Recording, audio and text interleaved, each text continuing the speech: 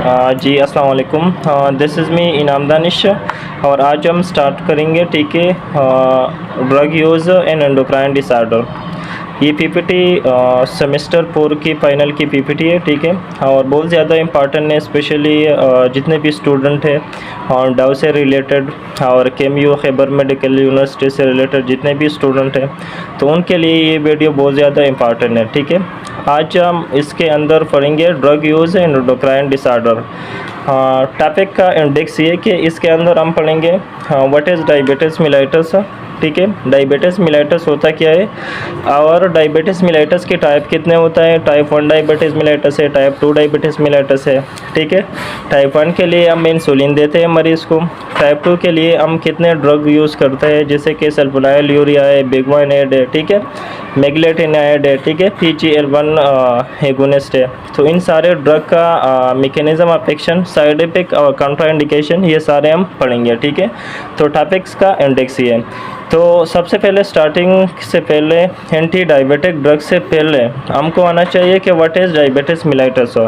तो सबको पता है कि डायबिटीज़ मिलाइटस शुगर बीमारी वो कंडीशन है, ये मेटाबॉलिक डिसऑर्डर है ठीक है।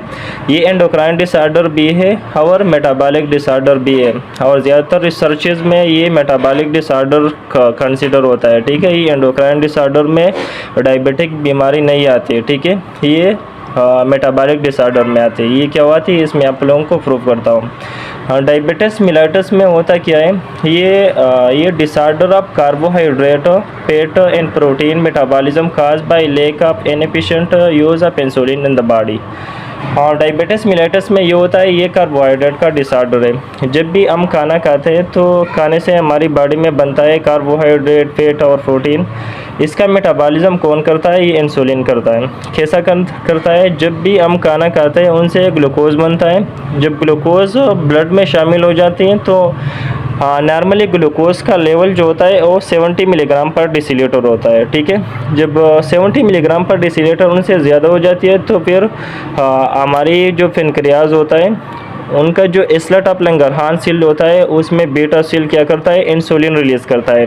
इंसुलिन का काम ये है कि ये ब्लड में ग्लूकोज का लेवल क्या कम करती है। कैसा कम करते हैं, इनका साइड जो होता है वो 3 जगहों में ये काम करता है।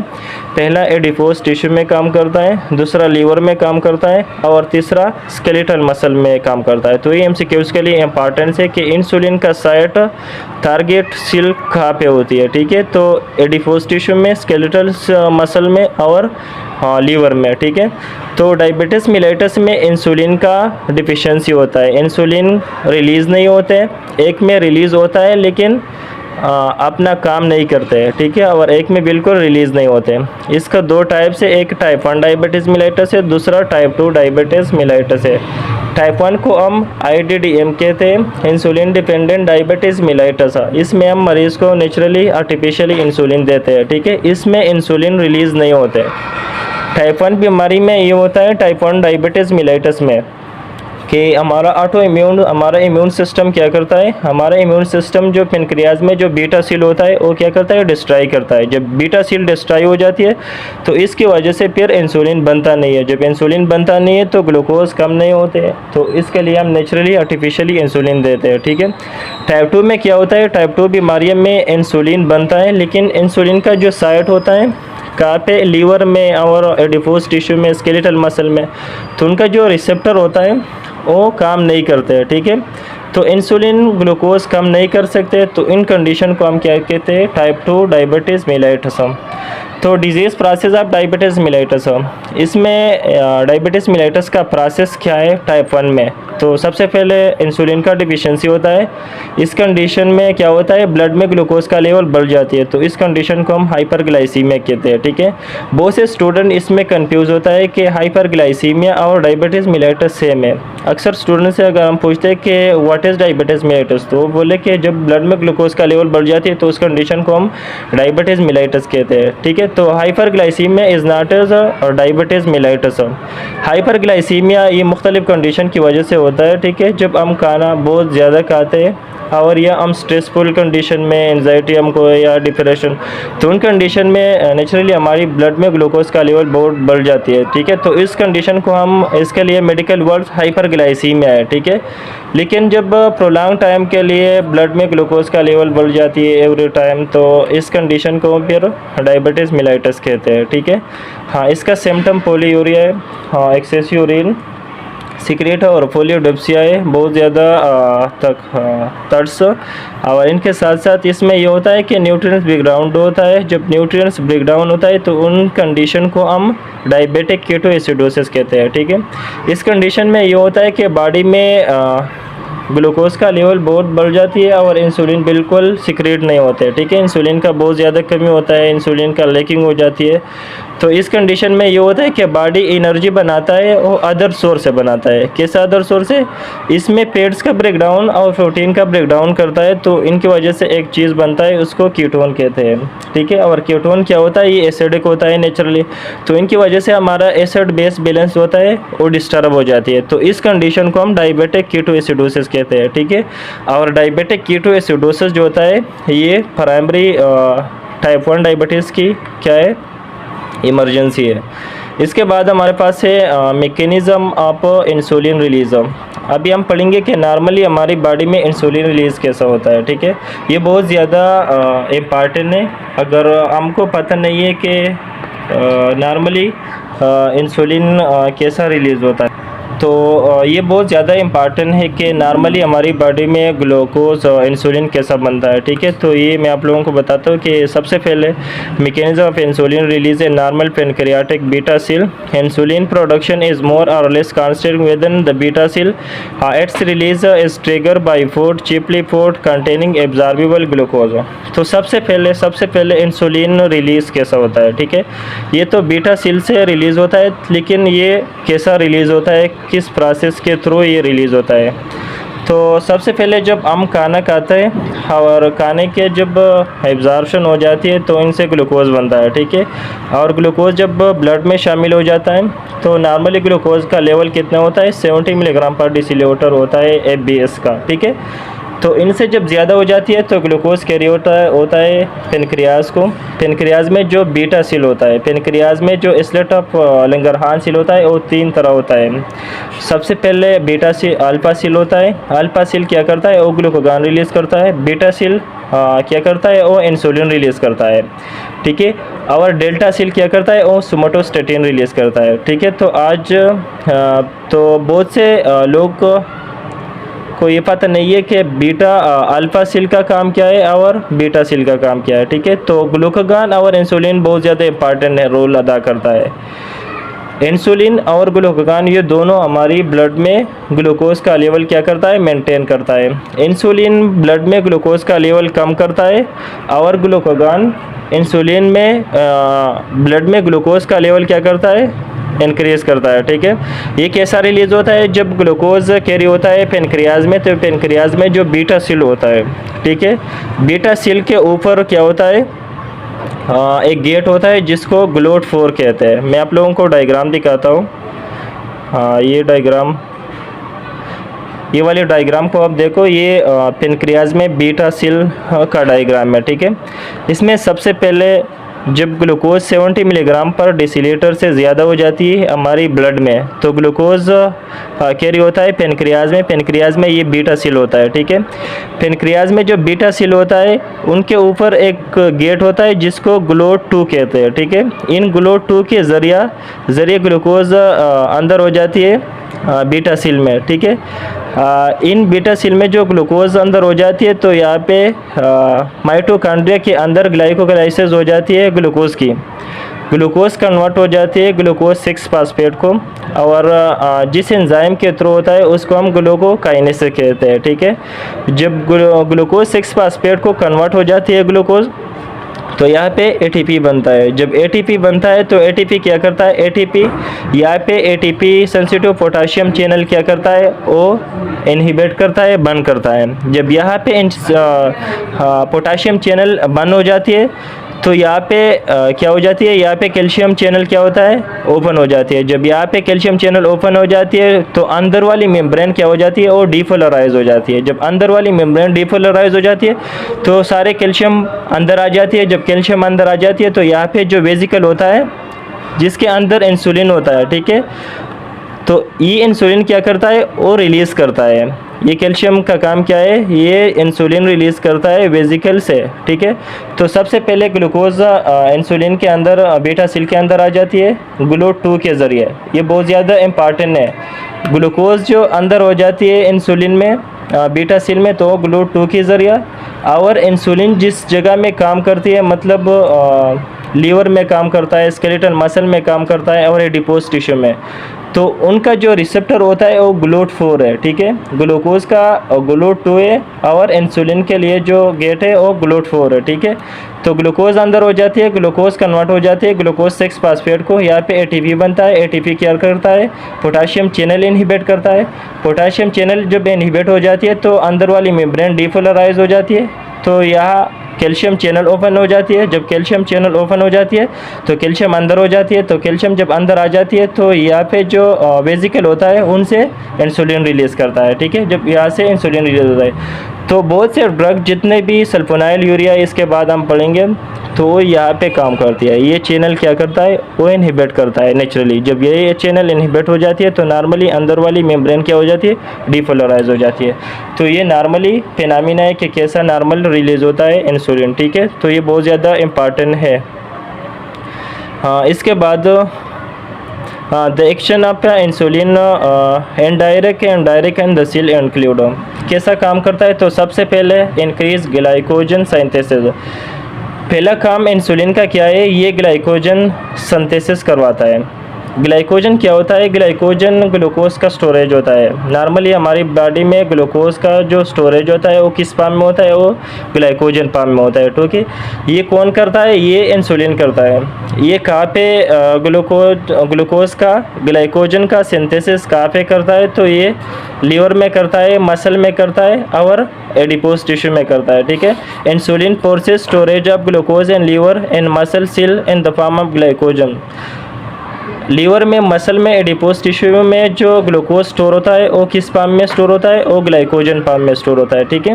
Lower level of insulin cause liver cell to convert glycogen to glucose and excrete into the blood. फिर क्या हो जाती है, फिर इंसुलिन एक और हार्मोन रिलीज करता है। जब ब्लड बॉडी में ग्लूकोज का लेवल कम हो जाती है तो इंसुलिन बीटा अल्फा सेल जो होता है वो ग्लूकागान रिलीज करता है। फिर ग्लूकागान क्या करता है, वो ग्लाइकोजन कन्वर्ट करता है किस में, ग्लूकोज में, ठीक है। तो इस जरिया इसी तरह ब्लड में ग्लूकोज का लेवल क्या करता है, वो इंक्रीज करता है। एक इंसुलिन का लेवल कम करता है, इंसुलिन क्या करता है, ग्लूकोज का लेवल ब्लड में कम करता है। और ग्लाइकोजन जो होता है वो क्या करता है, ग्लूकागान क्या करता है, वो ब्लड में ग्लूकोज का लेवल क्या करता है, बढ़ाता है, ठीक है। हाँ, this is the clinical action of insulin which is directly useful in reducing high blood glucose level and diabetes. ये क्लिनिकल एक्शन है किस चीज़ की, इंसुलिन की। ये डायरेक्टली ब्लड ग्लूकोज क्या करता है, कम करता है during diabetes mellitus. Increase lipid synthesis करवाता है। Insulin forces fat cell to take in blood lipid which are converted to triglyceride. Lack of insulin causes the reverse. इसके साथ साथ इंसुलिन क्या करता है, ये लिपिड सिंथेसिस भी करता है, ठीक है। इसके बाद हम मैनेजमेंट कैसा करता है डायबिटीज़ मिलाइटिस की। तो सबसे पहले हम डाइट का मैनेजमेंट, मरीज़ जब भी मरीज़ होता है डायबिटीज़ मिलाइटिस की तो उसको हम बोलते हैं कि आप डाइट में ज़्यादा मीठे चीज़ें, बाहर चीज़ें, इन सारों से परहेज़ करना, ठीक है। इसके साथ साथ हम मरीज़ को बोलते हैं कि आप एक्सरसाइज करो। जितना वो ज़्यादा एक्सरसाइज करते हैं तो उनमें जो एडिपोज टिश्यू में और लीवर में जो ग्लूकोज बनता है वो क्या होता है, उसका ब्रेक डाउन होता है, ठीक है। तो एक्सरसाइज बहुत ज़्यादा इंपॉर्टेंट है स्पेशली डायबिटीज़ मेलाइटिस के मरीज़ के लिए। Use of appropriate medication insulin in case of type 1 diabetes. Oral medication as well as possibly insulin and type 2 diabetes mellitus. Type 1 के लिए हम इंजेक्टेबल फॉर्म में इंसुलिन देते हैं मरीज़ को, ठीक है। और टाइप 2 के लिए हम मेडिकेशन, ओरल मेडिकेशन देते हैं। टाइप 1 के लिए हम इसलिए इंसुलिन देते हैं कि टाइप 1 बीमारी में, टाइप 1 डायबिटीज़ मिलाइटिस में इंसुलिन बनता नहीं है, ठीक है। और टाइप 2 में बनता है लेकिन काम नहीं करते। हाँ, इसके बाद हमारे पास है इंसुलिन। इंसुलिन सबसे पहले, हाँ, इंसुलिन का सोर्सेस क्या है? तो बुआइन इंसुलिन जो केटल डॉग से बनाते हैं, ठीक है। पूरे पोर्सिन इंसुलिन जो पिग के पेनक्रियास से, केटल और काव गाय से के पेनक्रियास से ये बनाते थे ये इंसुलिन, ठीक है। ये पहले ज़माने में ये था। पोर्सिन इंसुलिन ये पिग की पेनक्रियास से इंसुलिन बनाते थे। और ह्यूमन इंसुलिन आजकल सबसे कॉमन जो यूज़ होता है वो ह्यूमन इंसुलिन है, ठीक है। तो आजकल सबसे कॉमन जो है वो ह्यूमन इंसुलिन है, ठीक है। ये ह्यूमन का जो इंसुलिन होता है वो उससे मिलता जुलता है, ठीक है। Human insulin is laboratory created by growing insulin protein with an E coli bacteria. ये इकोलाई बैक्टीरिया से बनाता है, ठीक है। और ये रिकम्बिनेंट डीएनए के थ्रू बनाता है, ठीक है। इसका यूजेस फार्माकोकाइनेटिक्स का क्या है? तो ये सबकुटेनियसली आईएम और आईवी भी देती है, ठीक है। सबकुटेनियसली भी देते हैं मरीज़ को, और ज़्यादातर सबकुटेनियसली यूज़ होता है। और आईएम आईवी ज़्यादातर उन कंडीशन में यूज़ होता है जब मरीज़ को क्या हो जाती है, डीके डायबिटिक कीटोएसिडोसिस में, इमरजेंसी कंडीशन में हम आईवी देते हैं, ठीक है, रेगुलर इंसुलिन जो देते हैं। इसके साथ साथ पीक प्लाज्मा कंसंट्रेशन उसका कितना है? वो 60 से लेकर 90 मिनट होता है उसका। इसके बाद हमारे पास है इंसुलिन प्रिपरेशन। हम कैसे देते हैं इंसुलिन प्रिपेयर, हम कैसा करता है? तो ये सोर्स के थ्रू हम प्रिपेयर करता है, स्ट्रिंग के थ्रू और फार्मूलेशन के थ्रू, ठीक है। इसका डोजेज 0.3 यूनिट होता है पर केजी, और पर डेली यूनिट हम लगाते हैं 16 से लेकर 20 यूनिट तक, ठीक है। इसका एडवर्स इफेक्ट क्या होता है? तो हाइपोग्लाइसीमिया होता है, लाइपोडिस्ट्रोफी होता है। हाइपोग्लाइसीमिया जब ब्लड में ग्लूकोज का लेवल क्या होता है, कम हो जाती है। लिपोडिस्ट्रोफी लिपिड्स का डिस्ट्रक्शन हो जाती है, एलर्जिक रिएक्शन। इसका कॉमन एडवर्स इफेक्ट है किसकी? इंसुलिन लगाने की, ठीक है। हाँ, इसके बाद हमारे पास है ओरल हाइपोग्लाइसेमिक एजेंट। सबसे मोस्ट इम्पॉर्टेंट टॉपिक ये है कि ओरली जब हम मरीज़ को ये टेबलेट देते हैं, ठीक है, ग्लाइबिनक्लामाइड है, ग्लाइक्लाजाइड है, ग्लाइफिजाइड है, ग्लाइमप्राइड है, तो इसका मैकेनिज्म ऑफ एक्शन क्या है, ठीक है, और इसका कॉन्ट्राइंडिकेशन क्या है? तो सबसे पहले ओरल हाइपोग्लाइसेमिक एजेंट में जो सबसे पहला ड्रग है वो सल्फोनाइल यूरिया है। इसमें जितने भी ड्रग है ओरली जो हम मरीज़ के देते हैं, तो ये दो तरह काम करता है। सबसे पहले ये इंसुलिन के सिक्रेशन, कुछ ड्रग इंसुलिन के सिक्रेशन में काम करता है। इंसुलिन क्या करता है? और रिलीज़ करता है। कुछ ड्रग क्या करता है? इंसुलिन का जो एक्शन होता है, मैंने आप लोगों को बताया था कि इंसुलिन का साइड कहाँ पे होती है, लीवर में होता है, एडिपोज टिश्यू में होता है, स्केलेटल मसल में होता है, ठीक है। तो उन साइड पे जो रिसेप्टर होता है GLUT4 रिसेप्टर, वहाँ पे जो इंसुलिन का एक्शन होता है वो क्या करता है? इंक्रीज करता है। तो कुछ ड्रग इंसुलिन रिलीज़ करता है और कुछ क्या करता है, वो इंसुलिन का एक्शन है वो इंक्रीज़ करता है। तो सबसे पहले सल्फोनाइल यूरिया का मैकेनिज्म ऑफ एक्शन क्या है, ठीक है। तो इसमें ग्लाइबिनक्लामाइड पहला ड्रग है। हाँ, ये जितने भी ड्रग है, हाँ, ये जमाइड वाले ड्रग हैं, ग्लाइबिनक्लामाइड, ग्लाइक्लाजाइड, ग्लाइफिजाइड, ग्लाइमेप्राइड, ये फर्स्ट जनरेशन वाले ड्रग है, ठीक है। सल्फोनाइल यूरिया में 2 जनरेशन है, ठीक है। इसमें फर्स्ट जनरेशन भी है और सेकंड जनरेशन में भी है, ठीक है। यहाँ पे फर्स्ट जनरेशन मेंशन नहीं किया है। फर्स्ट जनरेशन में 2 ड्रग आती है, टालब्यूटामाइड आती है और क्लोरफ्रूफामाइड आती है, ठीक है। और सेकंड जनरेशन में ये ड्रग है। सल्फोनाइल यूरिया का मैकेनिज्म ऑफ एक्शन क्या है? तो ये पोटाशियम चैनल क्या करता है? वो इनहिबिट करता है। पोटाशियम चैनल मैंने आप लोगों को बताया था कि मैं आप लोगों को डायग्राम दिखाता हूँ, ठीक है।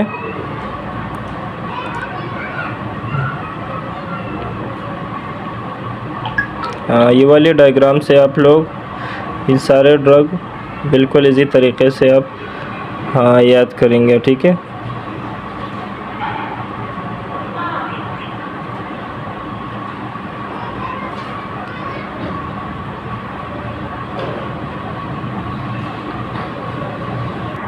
तो ये डायग्राम को आप लोग देखो, ये सल्फोनाइल यूरिया ड्रग का मैकेनिज्म ऑफ एक्शन क्या है? तो ये बीटा सील है, ठीक है। ये पेनक्रियाज में बीटा सील है। हाँ, बीटा सील मैंने आप लोगों को बताया था कि बीटा सील में GLUT2 चैनल होता है और इसके साथ साथ पोटाशियम चैनल होता है, कैल्शियम चैनल होता है। तो यहाँ पे सल्फोनाइल यूरिया जितने भी ड्रग है, ग्लाइबिनक्लामाइड है, ग्लाइफिजाइड है, ग्लाइब्यूराइड है, ठीक है। तो ये सारे ड्रग क्या करता है, यहाँ पे ये कैल्शियम चैनल क्या करता है, ये इनहिबिट करता है, ब्लॉक करता है। जब यहाँ पे कैल्शियम चैनल इनहिबिट हो जाती है, बंद हो जाती है, तो यहाँ पे ये बीटा सेल का जो अंदर वाला मेम्ब्रेन है ये क्या हो जाती है, डीपोलराइज हो जाती है। जब ये डीपोलराइज होती है तो कैल्शियम क्या हो जाती है, ओपन, कैल्शियम चैनल ओपन हो जाती है, ये अंदर आ जाती है। और यहाँ पे जो वेसिकल होता है जो इसके अंदर इंसुलिन होता है ये क्या करता है, सिक्रिएट करता है, ठीक है। तो ये सल्फोनाइल यूरिया का काम है। ये mechanism of action sulfonyl urea क्या है, ये इम्पॉर्टेंट है एमसीक्यूज के लिए कि सल्फोनाइल यूरिया का मैकेनिज्म ऑफ एक्शन क्या है। ये पोटाशियम एटीपी चैनल क्या करता है, इनहिबिट करता है, ठीक है। तो ये सल्फोनाइल यूरिया का काम है।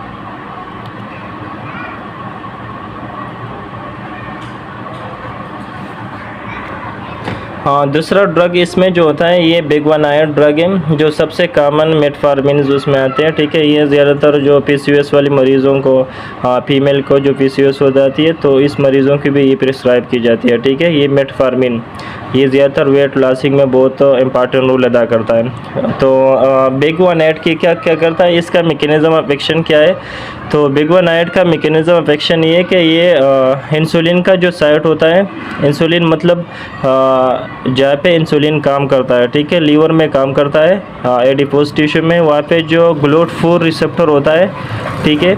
GLUT4 रिसेप्टर क्या करता है, उनका प्रोडक्शन ज़्यादा करता है। GLUT4 रिसेप्टर वो बनाता है, ठीक है। जब ज़्यादा GLUT4 बनाता है तो उनके लिए फिर क्या होता है, इंसुलिन उस पर आ जाती है और इंसुलिन अपना काम करता है। इंसुलिन ब्लड में ग्लूकोज का लेवल क्या करता है, कम करता है, ठीक है।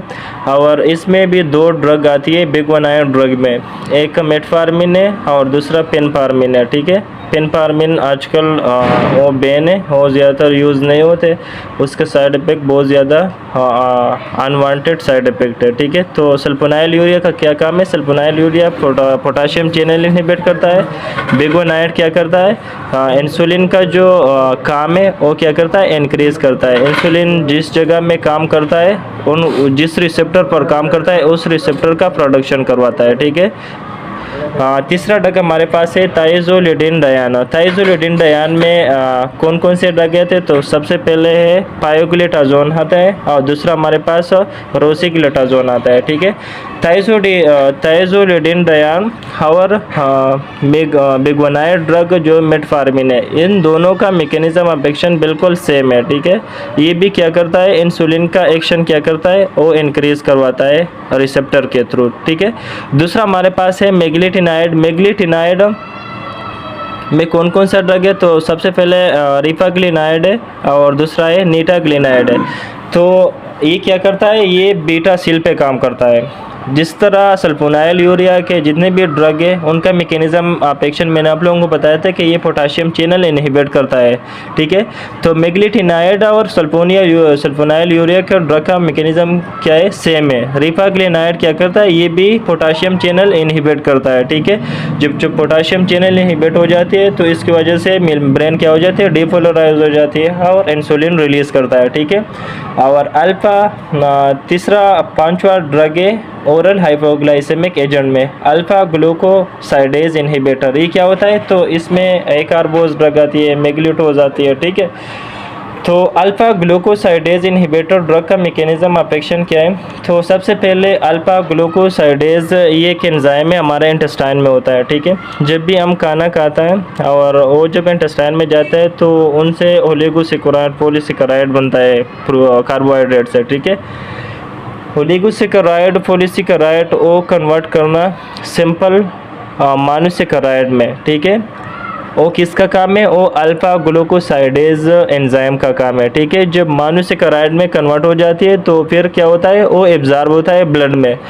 तो अल्फा ग्लूकोसाइडेज इनहिबिटर ड्रग एक कार्बोज का मैकेनिज्म ऑफ एक्शन क्या है, ये अल्फा ग्लूकोसाइडेज एंजाइम क्या करता है, इनहिबिट करता है। जब ये इनहिबिट करता है तो इसकी वजह से फिर इंटेस्टाइन में पॉलीसेकेराइड जो कार्बोहाइड्रेट होता है वो मोनोसेकेराइड में कन्वर्ट नहीं होते। जब मोनोसेकेराइड में कन्वर्ट नहीं होते तो फिर वो ब्लड में एब्जॉर्ब नहीं होते। जब ब्लड में एब्जॉर्ब नहीं होते तो ब्लड में क्या होता है, ग्लूकोज का लेवल कम हो जाती है, ठीक है।